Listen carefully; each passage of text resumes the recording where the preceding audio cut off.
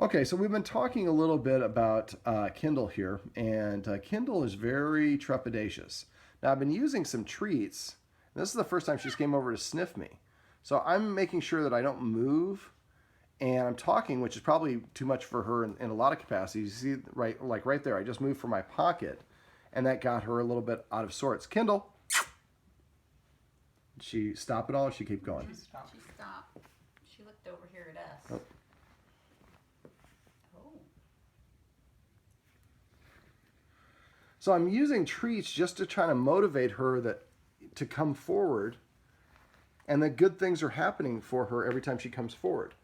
So scent games would be probably something really good. I know she is literally a sight hound, but they do have a good sniffer. And so what I do is I get like a high value treat like the tricky trainers I'm using, and I just drag it on the floor back and forth on the same line 3 or 4 times, and then I go around a corner, drag it, and then drop the treat. So there's like a scent trail as if I'm doing for a chalk outline, and the end of it is a reward.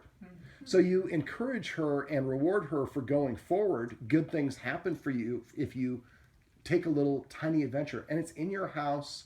There's no movements. There's nothing that's too much for you to deal with. But every time she comes forward, she gets that treat, and she's going to feel better about herself. If you couple that with teaching her some new tricks and commands once a week, we're going to teach each of the dogs a new trick or command.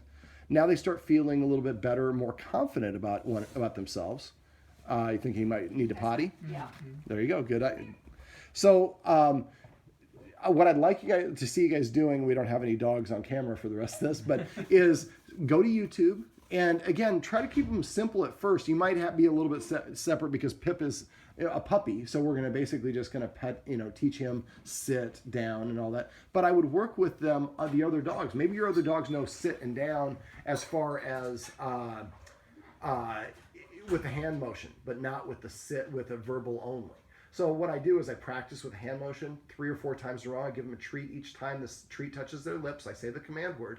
After doing it about 5 or 6 times in a row, then what I do is then I put my hands behind my back and just say the command word only.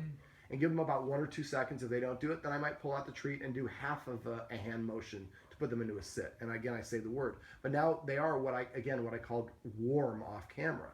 So then they get used to doing it. Eventually it gets to the point where you say sit, and they sit on command, and then they get the reward. So while you're teaching Pip, you might do some remedial training with the other 2 dogs where you're teaching them just verbal only. But we want her to get to the point where she can walk around the room and come and investigate new people like this. This is something that we're about 2 hours in the session before she's doing this. This is something most dogs are doing within 2 minutes of the session.